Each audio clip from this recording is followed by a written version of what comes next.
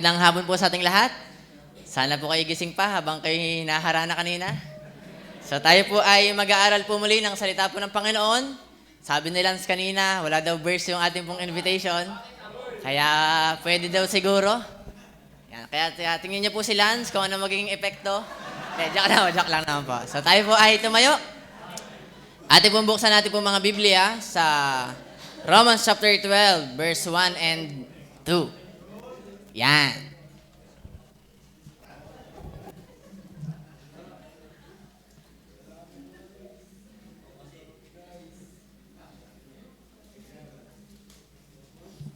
Sige po, ating mong sabay-sabay na basahin. Ready now? Read. Kaya nga, mga kapatid, ipinamamanhi ko sa inyo, alang-alang sa mga kahabagan ng Diyos, na inyong iharap ang inyong mga katawan na isang haing buhay, banal at kaayay sa Diyos na siya ninyong katampatang pagsamba.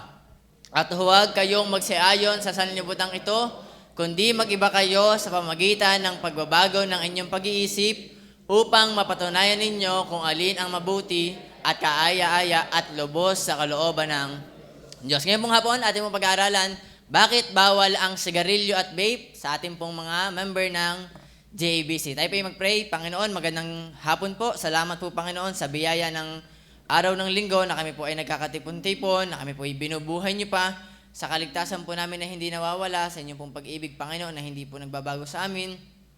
Sa lahat, Panginoon, ng mga blessing namin po na natatama sa Panginoon, sa mga mensahe kayo ng umaga, sa mga kapatiran namin nakakasalumuha, sa mga nagpasalamat, Panginoon. Tunay, Panginoon, na kayo ay nananatiling mabuti, tapat, at dapat lamang pasalamatan, Panginoon. Tulungan niyo po kami lahat, Panginoon, ngayong hapon. Sabay-sabay po kami matuto ng inyong mga salita upang, Panginoon, ay magamit namin sa aming sarili, sa mga tao na kapaligid sa amin, lalong higit, Panginoon, para po sa inyong kapurihan. Pagpalaan niyo po ang bawat isa, patawad po sa nagagawang kasalanan sa pangalan ng Panginoong Sus. Amen. Sige po, maaari na po kayong umupo. Yan, so tayo po ngayon tuwing hapon po or sa Gospel Hour, tayo po ay nagdi-discuss ng iba't iba pong mga bawal, kung bakit po hindi natin ito pinapractice at kung bakit po tayo hindi po naniniwala sa mga ganito pong gawain sa mundo. Ngayon, siguro po ito'y halos isa sa pinakamadali. Kasi po, wala naman po sigurong baptisa sa ating naninigarilyo pa. Nang kita? Mukhang wala po magkikita. So, ngayon po ang ating pag-aaralan, bakit bawal? Alam niyo po kung bakit mahalaga natin ito pang pag-aralan? Kasi po, anytime, pwedeng merong lumapit sa inyo at tanungin, bakit kayong mga baptist, kayong mga nandiyan sa God-disabled, bakit hindi ka naninigarilyo? Walang pambili. Yun ang pinakahalos. Pero, halimbawang may magtanong sa'yo ng ganon. Tanungin ka, bakit walang umuusok sa iyong bibig? Bakit wala kang vape? Yung katropa mo sa iyong school, nag-uusok ka na. Hindi ka na astig. Pag tinanong ka, ano ang iyong sasagutin? Ngayon, mahalaga po yung malaman kasi lalo po sa mga magulang na mayroong mga anak na malaki. Halimbawa, tumanong sa inyo, bakit po hindi tayo naninigarilyo? Ano ang ating isasagot? Kaya po mahalaga na mga bagay na ito ay ating pong mapag-aralan base po sa kanya pong mga salita at base po sa pag-aaral upang tayo po, ang sabi nga ng verse, ay maging kaaya-aya po sa ating pong Panginoon. Disclaimer lang pong muli, ang ating pong mga pag-aaral ay nakakita naman po sa ating invitation, ay nakasulat po sa GABC. So sa mga nasa online po natin, or sa mga bisita po natin, ang pinakauna pong ina-address po dito ay members po. And kung kayo po ay nakikinig, sana po kayo ay meron pa din pong matutunan. So, yung ating pong slides. Yan. So, simulan na po natin ang pag-aaral lang po kung bakit bawal. Number 1, para po, Tagalog na po tayo ngayong hapon para mas sa lingwaheng naiintindihan po ng lahat. Bakit po tayo hindi naninigarilyo? Number 1, ano ba ang kasaysayan? Saan ba nagsimula ang sigarilyo at ang vape? Ang sabi, ang sigarilyo ay pinagmulan sa Amerika. So, hindi po tayo nagsimula sa Pilipinas. Partikular sa katutubong tao ng Mesoamerica. Ang mga katutubo ay gumagamit ng tabako sa mga ritual at seremonya. So, hindi po talaga siya mismong para lang maging astig or para lang may mausok sa iyong bibig. Ang pinakaunang purpose ng tabako ay para sa kanilang ritual at sa kanilang seremonya. At ito'y itinuturing na isang mahalagang bahagi ng kanilang kultura. And then, lumipat ang mga Europeo ay unang nakakita ng sigarilyo noong 1492 nang si Christopher Columbus ay dumating sa Amerika. Di ka po, unang nakaikot ng mundo, Ferdinand Magellan. And then sumunod sa kanya, si Christopher Columbus. Ngayon, habang si Christopher Columbus ay naglalakbay, nadala niya po ang sigarilyo papunta po sa Europa. And then, so sana po Tagalog naman po yan. Yan po yung malinaw na naintindihan po natin. Nagsimula siya sa Amerika, hindi talaga mismong pampaastig lang or para lang masira ang katawan, para po sa kanilang ritual at seremonya. And then, noong 1575, ang sigarilyo ay ipinakilala sa Pilipinas. So, hindi po talaga Pilipino ang nag-invento nito, ng mga Espanyol. Daladala po ito ng mga Espanyol nung tayo po sinakop. Ang sigarilyo ay naging isang mahalagang bahagi ng kultura din natin sa Pilipinas, at ito po ang hanggang ngayon, ay naging isang mahalagang produkto sa kalakalan. Hindi niyo ba minsan natatanong, bakit ang sigarilyo masama naman sa katawan? Wala namang magandang nadudulot. Pero bakit meron pa din hanggang ngayon sa Pilipinas? Bakit? Malaki ang tax, madaming mawawalan ng trabaho. Yung mga nag-import nito, yung mga gumagawa nito, yung mga nagtitinda nito, yung mga takatak boys, dyan sa... Wala silang matitinda. So, kaya po hanggang ngayon ay mahalaga pa din po ang ganyan pong negosyo, ang sigarilyo. And then, so, yun po ang kasaysayan po ng sigarilyo natin. Nagsimula sa Amerika, nadala ni Christopher Columbus sa Europa, nadala naman sa Pilipinas po ng mga Espanyol. So, kung hindi na po natin yan kayang alisin dito po sa Pilipinas. Kahit po ikay mamatay, magpakamartir ka at ipaglalaban mong ayaw natin ng sigarilyo, hindi na po natin yan kayang alisin. Kaya nga po salamat, may babalik ang Panginoon. Hindi na natin kayang alisin, ang Panginoon po ang magbabago po ng lahat ng iyan. And then, next slide po. Yan, so sa mga dati pong naninigarilyo, at halata naman po siguro, joke lang. So, meron po sa atin, or halos, ang mga ilan ay hindi na po bago ang sigarilyo. So, nag-search po ako ng top 5 brand ng sigarilyo sa Pilipinas. At yan po ang lumabas. Una, siyempre, pag medyo mayaman-yaman ka, nangunguna dyan ang Marlborong pula, Marlborong puti, yung may mint daw sa dulo, and then sumunod ang Fortune, and then Camel, Winston, at ito, pag nagtitipid ka na, may tipid. Yan. Pag hindi mo afford ang Marlboro, isang stick lang mabibili mo, dito ka sa Mighty. So, yun po ang tawag doon, life hack, or kaya pinakakayang bilhin ng simpleng mamamayan. So, yan po ang halos top 5 brand ng Yossi or sigarilyo dito po sa Pilipinas. And then, next slide po. Ngayon, so yun po ang kasaysayan ng sigarilyo. So, nagets naman po natin, muli po, napakaganda sana ng purpose ng sigarilyo. Tabako, ginagamit din po kasi yan ngayon para sa kalusugan. Para yung hindi nila matake in pill, matake nila as smoke na mas madali pong tumatalab. Kaso nga lang po, bilang taong makasalanan, nagamit pa din po sa kasamaan. And then, kasaysayan naman po ng vape. Ang vape ay nagsimula noong 1963 nang si Hon Link, isang Chinese pharmacist, ay nag-invent ng unang e-cigarette. Si Hon Link ay nagtrabaho sa isang kumpanya ng gamot at nag-develop ng isang device na nag-init ng nicotine liquid upang lumikha ng isang singaw na maaaring inhalin. Or inhalin. Or ang tawag ba doon? Inhale. Ano bang? Ihinga. Ano bang? Singhutin. Yon. Yung lumikha siya ng isang singaw na maaari mong singhutin. Alam niyo po, ang vape din ay napakaganda ng purpose. Para muli, yung mga gamot, tingnan niyo po yung mga inaasma. Si CJ, inaasma. Hindi naman pwedeng mamamatay na yung magtitake pa. Ang ginagamit po nila ay para ding vape. Ganun din po ang halos unang purpose ng vape. Pero dahil lumalaon, nagamit pa din po ito sa kasamaan. And then, noong 2007, ang mga e-cigarette ay ipinakilala sa Estados Unidos, sa Europa, at mabilis na naging popular sa mga, tingnan niyo po yung nakakulay pula, naninigarilyo na gustong huminto sa paninigarilyo. Noong po'y bata, yan talagang naririnig ko, mag-vape ka na lang. Huwag ka na mag-Yossi. Mas better ka mag-vape. Bakit? Kasi kung gusto mong huminto, hindi mo na kayang basta-basta tanggalin. Kasi sabi ng mga naninigarilyo, para ka naglalaway. Pag hindi ka hindi po ako naninigarilyo, pasensya na po. So, ngayon, na-invent ang vape para daw, kung gusto mo tumigil ng dahan-dahan, magsiswitch ka from sigarilyo to vape. Ngayon, sa Pilipinas, ang mga e-cigarette ay pinakilala noong 2010 at mabilis na naging popular. Tingnan niyo po, sino naging target? Lalo na sa mga kabataan. Anong purpose sana? Tumigil sa paninigarilyo. Sino nakakuha ng vape? Mga hindi naman naninigarilyo.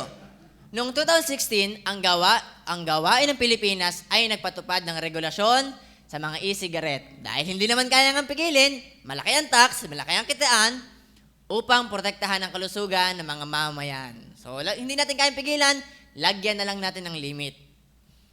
Hindi natin alam kung hanggang ngayon, yun pa rin talaga nagiging purpose. Pero yun po ang naging kasaysayan po ng vape mula uli sa China and then naging United States, Europa, and then sa Pilipinas, na napaganda po sa ng purpose na para yung mga hinihika, hindi na iinom, i-inhale na lang, kaso miski hindi hinihika, nagve-vape na rin po hanggang ngayon. And then, next po, yun naman pong itsura. Kung kayo po hindi pa nakikita ng vape, lapit lang po kayo sa picture po na yan. Ano po yan? May mga Siga-like vapes, pod vapes, sa mga kung kayo po ay may mga friends sa Facebook na nagbebenta ng ganyan, vape pens, box mods, disposable vapes. Kung kayo po ay merong alam na tindahan, dito po sa may gasolinahan, baba ng Bilyaran, vape shop po yun. Sa Batangas City, napakadami. Na may business permit. Isipin niyo yun, pang pasama ng katawan, mayroong business permit.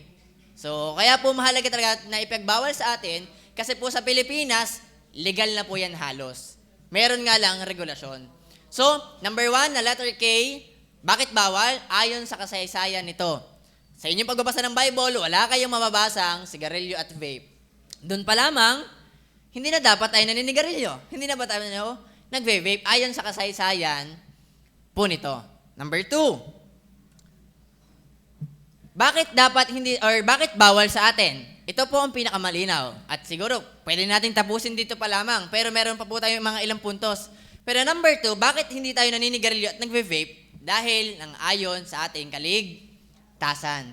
Romans chapter 12 verse 1. Sinong kausap ni Paul? Mga kapatid. Ang kausap ni Paul, mga ligtas. Ang kausap niya ay mga Kristiyano. Ang sabi ni Paul, ipinamamanhik niya na tayo ay maging kalugod-lugod sa Panginoon. Tayo ay niligtas na niya. Sa mga dati pong naninigarilyo, niligtas ka na ng Panginoon sa bisyo mong yan.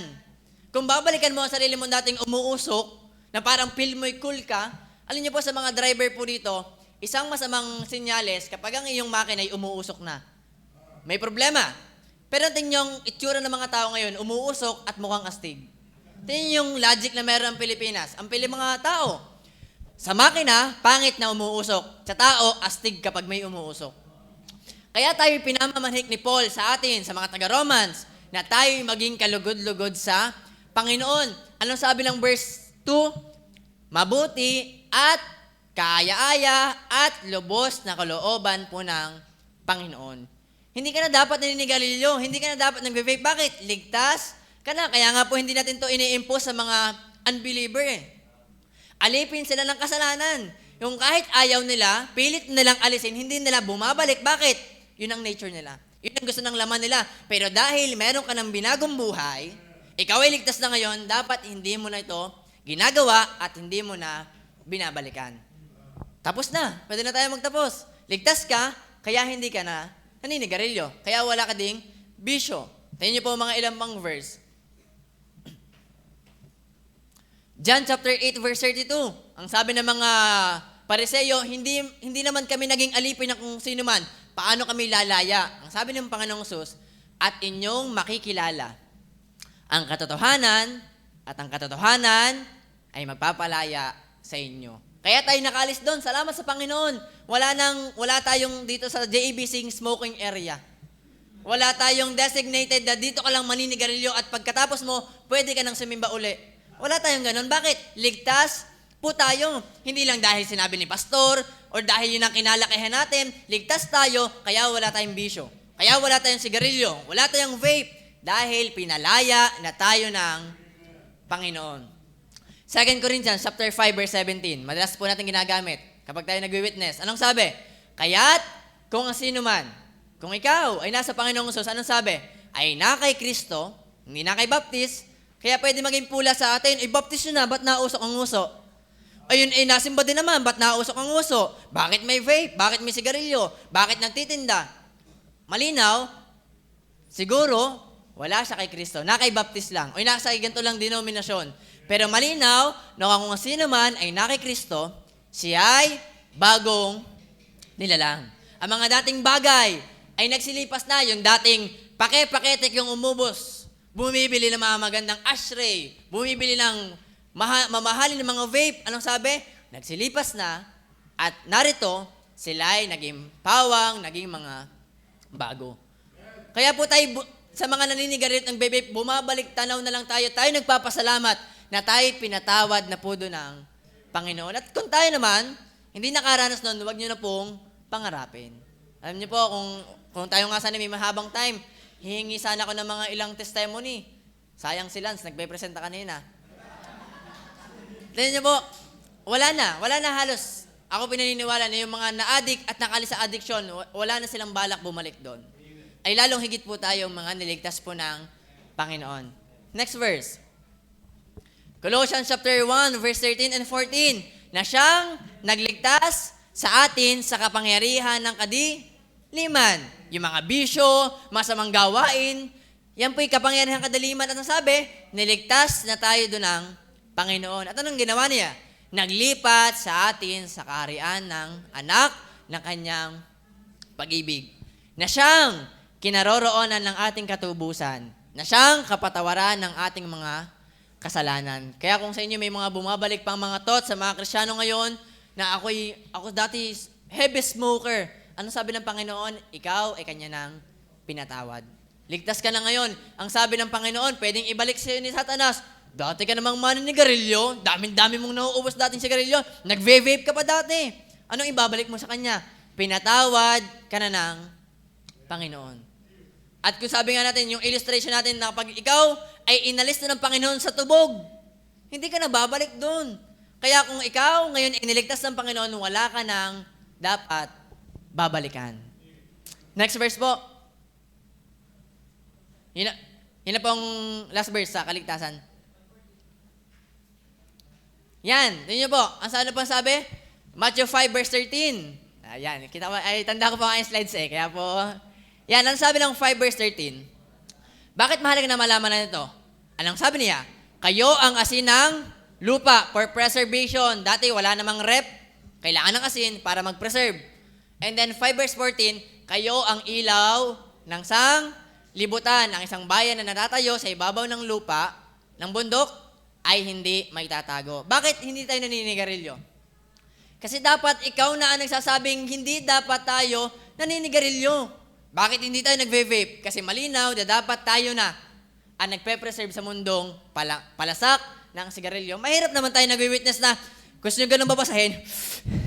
Si Kuya Romel nga, nalaglagan lang ng lighter. Hirap na mag-witness. Paano pa tayo magiging asin ng sanlibutan? Paano pa tayo magiging ilaw ng sanlibutan kung tayo nagyoyosi pa din? Kung tayo nagbe-vape pa din? Ay, wait lang ho, talagang naglalaway na Di ka po paano tayo magiging iba sa sanlibutan na hindi na mapigilang nagyoyosi at ikaw ngayon ay nagyoyosi pa din? Di ka po? Paano natin sila maaakay? At sabi ng masama po yan pag wala ako. O kaya ay masama yan pag hindi mo ko binigyan. Masama yan pag hindi mo ko pinahits. Di ka po? So ang sabi ng Panginoon, ikaw ay asin, ikaw ay ilaw, dapat hindi mo na yan ginagawa. Kaya nga tayo madami naaakay minsan Doon alam ko mga binago yun yun ikilala ko dating heavy smoker Pero ba't ganyan ibinago? Di ka po, lalo tayong nakakaakay sa Panginoon. Kaya mahalagang hindi po tayo yoyosi at nagwe-vape. Next. Yan. So yun na po yung number 1. Pakabalik nga po. So yun yung number 1 po natin para madaling matandaan. Kasaysayan. Number 2, kaligtasan. Number 3, kalusugan. Ito na po. Ito naman po yung halos sa discuss din ni Kuya Henry. Pero mahalagang balikan po natin. Anong sabi ng Romans chapter 12, verse 1? Kaya nga, mga kapatid, basa nga po, ready now? Read. Kaya nga,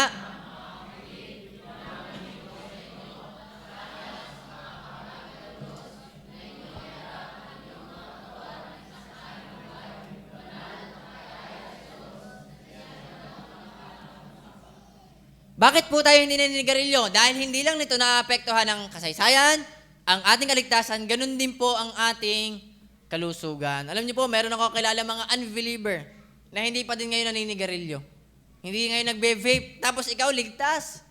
At ikaw ang gusto mo, ikaw ay maging makapaglingkod pa sa Panginoon. Pero ang baga mo ay iisa na.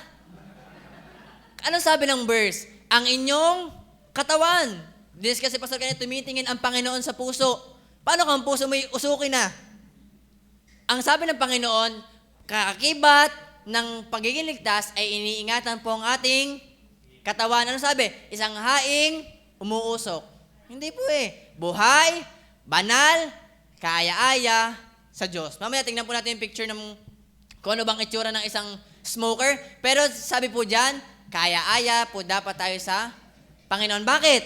Na siya ninyong katampatang pagsamba. Sumasamba tayo sa Panginoon eh.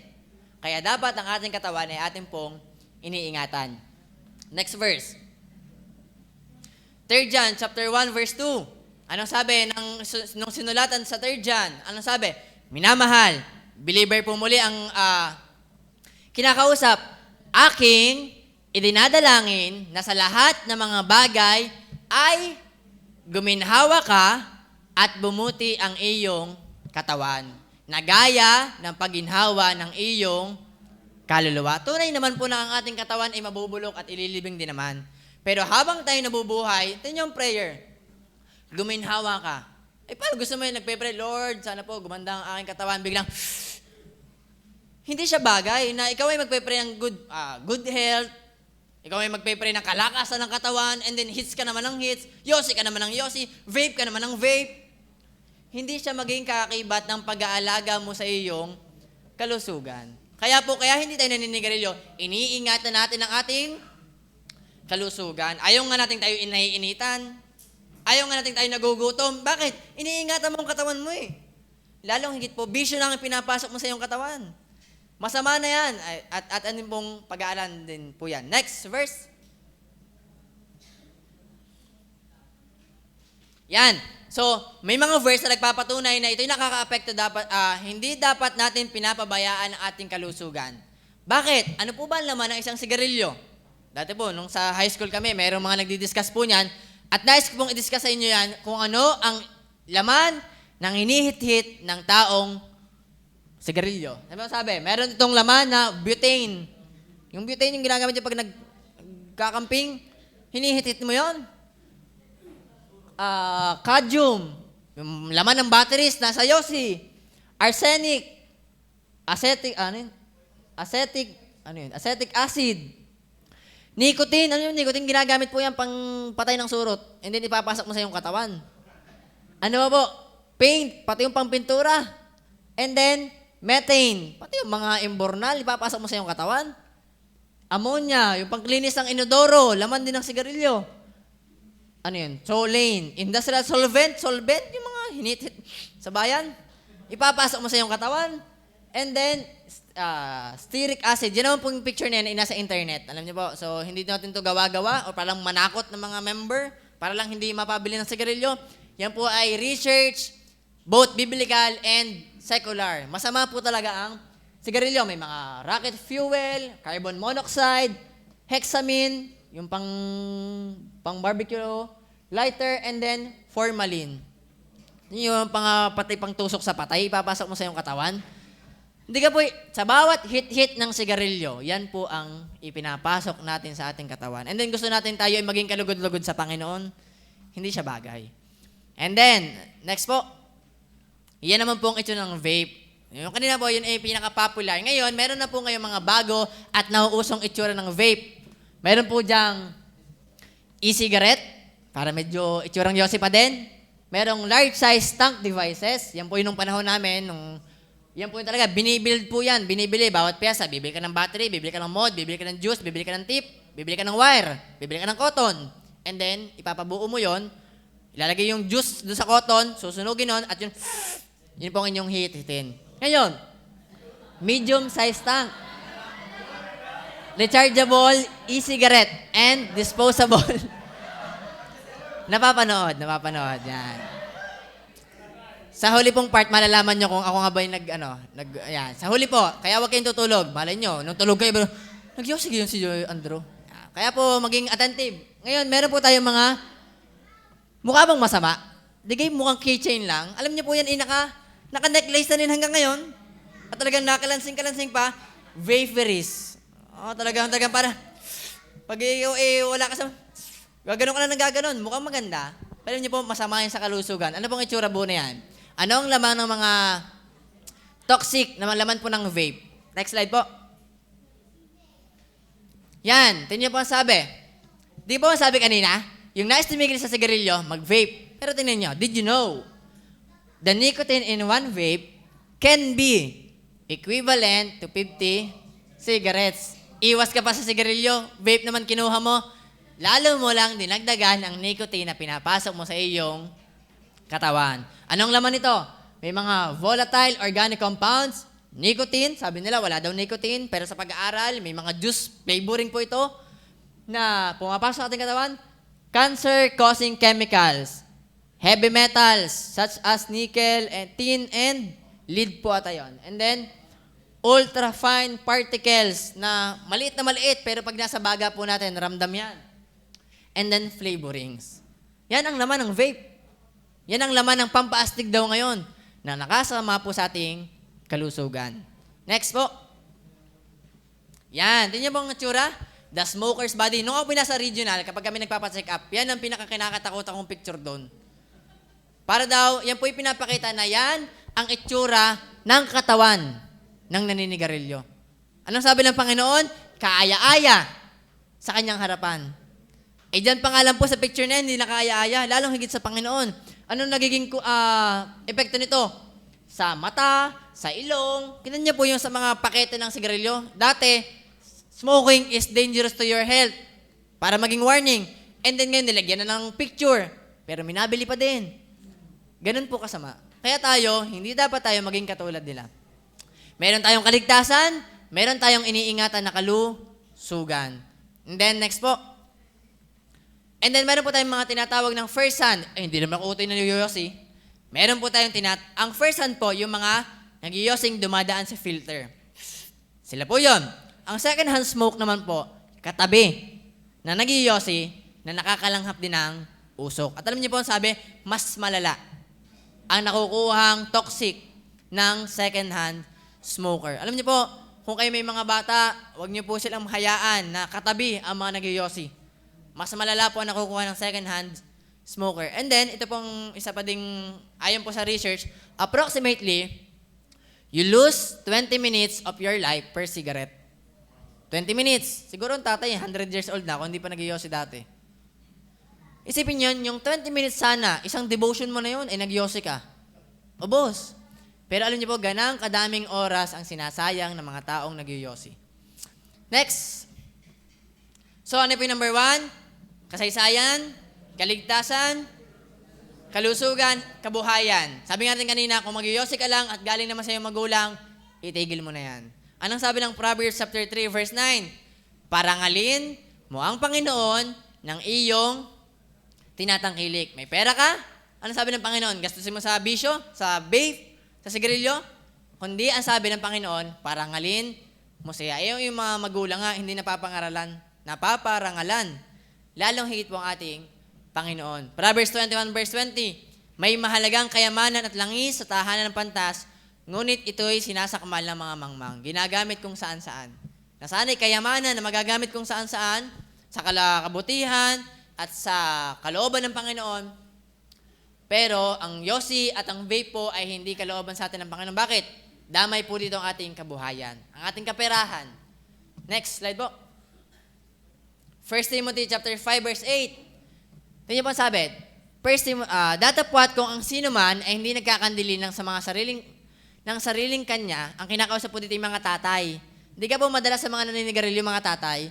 Paalala po sa mga tatay, sa mga nagtatrabaho maghapon sa initan, sa mga nagsasakripisyo. Ang sabi po ng Panginoon, hindi nagkakandili, yung pera sanang pang-undox na, yung pera sanang pangbaon na ng kanyang anak, magagamit na sana kung magandang kaparaanan. Ang sabi, lalong sa kanyang sariling sangbayan, ay tumanggi siya sa pananampalataya at lalong masama kaysa sa hindi sumasampalataya. Yung palang hindi mo inaalagaan ng ayos ang iyong pamilya, ang sabi ng Panginoon, you are more than, sa English, infidel. Kaya po sa mga be wise sa pera, madami kang pwedeng paggamitan yan, huwag mo nang gamitin sa yosi at sa vape. Next slide po. Kung kayo pa meron mga cellphone, ay allowed nyo po na buksan niyo yung mga calculator, pero meron po akong computation na lagay dyan, i-double check nyo lang po sa bahay, magkaroon tayo ng konting computation. Gaano kalaking pera ang nawawala sa'yo kapag ikaw naninigarilyo at nagve-vape? Ngayon po, ang isang Marlborong pula, o puti, 9 ang isa. Halimbawa, ikaw ay nakakatatlo, pinakamahina na, sa isang araw, umaga, tanghali, at hapon. Yung ayun pong kapitbahay dun dati, isang kaha talaga. Kahit mahal. Bakit? Heavy smoker. Pero ilagay na natin sa maliit na halaga. 9 per piraso. Times mo sa 30 days sa isang buwan. Times mo sa 12 months sa isang taon, ang nawawala sa iyong pera ay 9,720. Malilimot mo ba yan? Hindi. Malapakalaking pera po niyan. Sa mga kumikita ng pera, malaking halaga po yan. And then, sa iyo silang mapupunta, malaki po yung kamangmangan. Yun ang sabi ng Panginoon. Kaya tayo po hindi nag-iyosi. Napakahirap kitain ng pera. And then, gagamitin mo lang sa yosi. Mag-isip. And then, sa vape naman po. Yung po kasi mga ganyan, disposable. Meron po dyan mga 15,000 pops. Pag 7 pops, hit-hit. Kapag kayo naka 15,000 hit-hit, ubus na, pwede mo nang itapon. Halimbawa, ikaw ay ang isa pong pad ay 500 at ikaw ay nakakaisa sa isang linggo. Times 5 weeks sa isang buwan. Times 52 weeks sa isang taon. Ang nawawala sa iyong pera sa isang buwan ay 2,500. Ang nawawala sa iyong pera sa isang taon ay 130,000. Isa ng motor. Isang Aerox na. Pero ganun kalaki pera ang nawawala sa kabuhayan kung nagbibisyo. Alam niyo po? So, malaking pera. Anong sabi ng Panginoon? Pera ko naman to. Pinaghirapan ko naman to. Tatandaan natin, ang lahat ng bagay pahiram lang sa atin ng Panginoon. Yan ay biyaya po sa atin ng Panginoon. Huwag nating lustayin sa bisyo. And wala naman masyadong tinatamaan sa atin dahil lang Pero magagamit niyo po yan sa inyong mga kamag-anak. Halos siguro, naninigarilyo. Sabihin niyo lang, utoy, ining, kuya, ate, tito, tita, tatay, nanay. Computein nyo, ilabas nyo inyong calculator. Computein natin kung magkano nawawalang pera sa inyo kapag kayo ay nag-iyosi. At kung gaano kalaki naman pera ang magagamit kung tayo po ay ginagamit natin sa tama ang ating pong kabuhayan. Kung kayo kung halimbawa naman po, kung yung mga ipag-iyosi, ipanlibre nyo ng lomi sa mga bata dyan, gamitin nyo lang sa pangbigay sa outreach or pangbigay sa kung ano man, gamitin po natin ang ating pera sa kalooban po ng Panginoon. Next po. Ano sabi ng Matthew chapter 6 verse 20? Kundi tipon kayo ng kayamanan sa langit. Dito nga, sasabihin mo, sa langit naman ako'y mayaman na, dito nga sa lupa, hindi tayo ang sabi lang ng Panginoon, wag dito ka mag-ipon, na lahat ng pera mo nandito na. Pero, be wise. Sa pinapahiram sa iyong pera ng Panginoon, hindi mo dapat din ito nilulustay. Bakit? Ito'y ihaharap mo sa hukuman ng Panginoon. Ang sabi, paano ba mangyayari yon? Yung ipang-yoyosi mo, pang-vape mo, gamitin mo na sa kalooban niya, at ang pangako ng Panginoon, meron kang bank account sa langit. Doon ka mas madaming naiipon. Ano po? Next po. Yan. So, ano po yung number 1? Kasaysayan. Number 2? Ano nga ba yun? Kaligtasan. Kalusugan. Kabuhayan. Yun po yung 4. At panghuli, ito na po yung dito talaga tayo dapat magkaisa. Kaya tayo, hindi lang sa dahil bawal, hindi lang dahil dinidiscuss natin, hindi lang dahil masama sa kalusugan, hindi lang dahil mahal, kundi lalong higit, dahil ito'y para sa kapurihan ng Panginoon. Anong sabi ng Romans chapter 12 verse 1 hanggang 2? Basahin po natin. Well now, read. Kaya nga, sa mga kahabagan ng Diyos na inyong iharap ang inyong katawan, banal, nakaaya-aya sa Diyos, na siya ninyong katampatang, at huwag, kundi mag-iba kayo sa mamagitan ng pagbabago ng inyong pag-iisip upang mapatunayan ninyo kung alin ang mabuti, aya at lubos sa kalooban ng Diyos. Alam niyo po, dito tayo magkaisa. Na kaya tayo hindi naninigarilyo, hindi tayo nagve-vape, ay dahil kita po tayo ng Panginoon. Kasi pwedeng minatakas pa sa atin eh. Yung sobrang siguro na-miss. Talagang hit na. Ano niyo po ang paalala sa atin? Kita po tayo ng Panginoon. Yung iyong ginagawang bisyo, kita yan ng Panginoon. Kahit doon ka sa patagong lugar mo gawin yan, kasama mo ang Panginoon, kita ka niya, at ihaharap ka din sa hukuman ng Panginoon. Kaya huwag na nating hayaan na tayo ay nadadaya ng kaaway na sikreto lang naman, maliit na halaga lang naman, hindi naman yan tumatalab kaagad. Kundi maging paalala po sa atin na kung bakit hindi natin ito ginagawa, dahil hindi ko mapapapurihan ng Panginoon kapag ito'y aking ginawa. Kaya sabi po ng verse, upang mapatunayan ninyo kung alin ang mabuti, kaya-aya, at lubos na kalooban po ng Panginoon. Next verse. Ito po, madalas natin nagagamit. Anong sabi po ng 1 Corinthians chapter 10, verse 31? Kaya't, kung kayo'y nagsisikain man, o nagsisiinom man, o anuman ang inyong ginagawa, gawin ninyo ang lahat sa kaluwalhati ng Diyos. Isipin niyo yun, miski pa rin yung simpleng pag-inom, miski yung simpleng pagkain na kailangan natin. Ano sabi ng Panginoon? Dapat mo itong ginagawa sa kapurihan ng Panginoon. Lalong higit po, ang bisyo ay hindi po nakakapuri sa Panginoon. Kaya nga tayo naniniwalang ang bisyo lang natin ay kumain. Doon na lamang magpakagaling. Pero ang sabi po ng Panginoon, ang namang lahat ng bagay na ginagawa natin, dapat ay sa Panginoon ang kapurihan. Sa Panginoon ang maluluwal hati. Next verse po. Light verse ng Tita Merly. Galatians chapter 2 verse 20. Anong sabi ni Paul? Ako'y napako sa krus ng kasama ni Kristo. At hindi na ako ang nabubuhay. Ligtas ka na? Hindi na dapat, kundi si Kristo ang nabubuhay sa akin. Hindi po nag-yosi si Christ. Hindi po siya nagbe-vape. Kung siya nabubuhay sa iyong katawan, ang sabi ng Panginoon, at ang buhay na ikinabubuhay ko ngayon sa laman, pwede kinatatempa din, ay kinabubuhay ko na sa pananampalataya. Hindi kayang baguhin ng tao. Hindi yan kayang baguhin ng mga poster, ng mga research. Ang kaya lang po magbago yan ay ang pananampalataya sa ating pong Panginoong Jesus. Ang pananampalataya na ito'y sa anak ng Diyos, na sa akin ay umibig, na ibinigay ang kanyang sarili dahil sa akin. Isipin niyo yun. Halimbawa kayo ay merong ginawan niyo ng mabuti.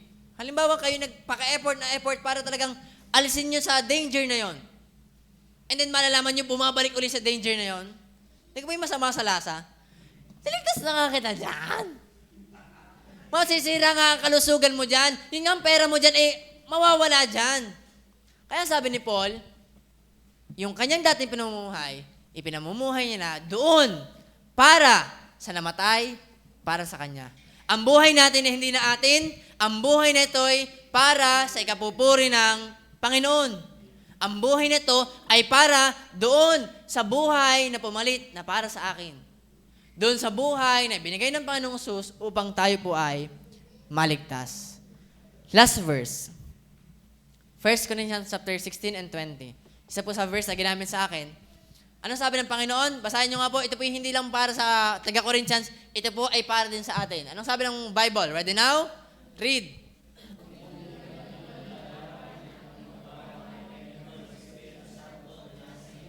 Na tinanggap ninyo sa Diyos at hindi kayo sa inyong sarili, sapagkat kayo'y binili sa halaga, luwalhatiin nga ninyo ng inyong katawan ang Diyos. Ano sabi ng mundo? My body, my rules. Pera ko to, akong bahala dito. Katawan ko naman to, hindi naman kita inaagrabyado. Hope, hope. Ano sabi ng Panginoon? Hindi ba ganun yung nalalaman na ang inyong katawan ay templo ng Espiritu Santo na nasa inyo? Mayroong Holy Spirit na nakatira dito, ito'y kanyang templo. Kaya hindi dapat natin ito sinisira. Ang Diyos ay nakakasira ng katawan, ang vape ay nakakasira ng katawan, mayroong Holy Spirit na nakatira sa atin, kaya sabi ng Panginoon, hindi ito atin. Bakit hindi ito atin? Tinanggap ninyo sa Diyos at hindi kayo sa inyong sarili. Sapagkat kayo binili sa halaga. At hindi parang maliit na halaga, anak ng Diyos ang namatay para sa iyo upang ikay tubusin sa kasalanan. Kaya sabi ng Panginoon, kayo binili sa halaga, luwalhatiin nga ng inyong katawan ang Diyos. Halimbawa, ikaw ay nag-ipon ng malaking pera para lang mabili yung bagay na yun. Binili mo yun. Siguro nag-intay ka ng sale sa Shopee. At talaga inintay mo para mabili mo yung gustong-gusto mong yun. And then nung nabili mo, ibang tao ang gumamit. And nung gumamit, sinira pa. Pinagtatapon, sinagsisira, at sabi, akin naman to. Kaya mo, masama sa lasa. Bakit? Iyo yun eh. Ngayon, ang ating katawan ay sa Panginoon. Binili niya to. Hindi ito atin. Ito'y pahiram lang sa atin. Kayo nga pag nagpapahiram naman palaging sinasabi, iingatan ha. Dapat bumalik, dapat ganyan pa din. Iingatan. Ano sabi ng Panginoon sa iyong katawan? Pahiram yan sa iyo. Ano sabi din niya din? Iyong iingatan. At yung pahiram ng iyon, luwalhatiin nga ninyo ang inyong katawan, ng inyong katawan, ang Diyos. Kaya dapat ang katawan na to, sabihin natin wala tayong bisyo, hindi na tayo nag-yosi, hindi na tayo nag-vape, bawal ito sa atin. Ang katawang ito'y para sa kapurihan ng Panginoon. Kaya tayo ay naglilingkod sa Kanya, kaya tayo ay nagsasakripisyo para sa Kanya. Itong mga bagay na ginagawa natin ay pagpapasalamat sa Panginoon na ipinahiram sa atin ang buhay na to, na tatamasan natin ang Kanyang mga biyaya at nababagay lang na siya ang gumamit ng bagay na Kanya rin naman. Upang tayo maging maingat, maging aware na tayo ay pag-aari ng Panginoon. At kapag nalaman mo, nakatatak sa iyo, itong buhay ko hindi akin, hindi ako mag-yosi, hindi ako mag-vape, at ipapaalala ko sa iba na dapat ganun din. Sa inyo pong mga anak, sa inyo mga apo, sa inyo mga kapitbahay, ang katawang ito'y hiram lang natin sa Panginoon. Ngayon, hiniram mo ito sa Panginoon, anong kalooban niya sa atin? Binili niya sa mahalagang dugo ng Panginoong Hesus, luwalhatiin. Kaya laging tanong sa atin, pag may ginagawa ka isang bagay, sinong naluluwalhati? Sinong iyong ini-impress? Sinong iyong nais mamapurihan? Ang kalooban ng Panginoon, sa anuman, ang iyong ginagawa, luwalhatiin natin ang Panginoon. Kaya po sa ating mga taga-GABC, wala tayong kung anumang bisyo, wala tayong yosi, wala tayong vape dahil lang kasaysayan ito, dahil lang kaligtasan natin, dahil para sa kalusugan natin, sa kabuhayan natin, at panghuli at pinakamalaga, ito ay para sa kapurihan ng Panginoon. Kaya po sana meron kayo natututunan ngayong hapon, na para sa atin, para sa mga tao nakapaligid sa atin, at para po sa kalooban at kapurihan po ng ating Panginoon. Kaya yan po ang mga dahilan kung bakit bawal ang sigarilyo at vape sa GABC. Tayo po yung mag-pray. Panginoon, magandang hapon.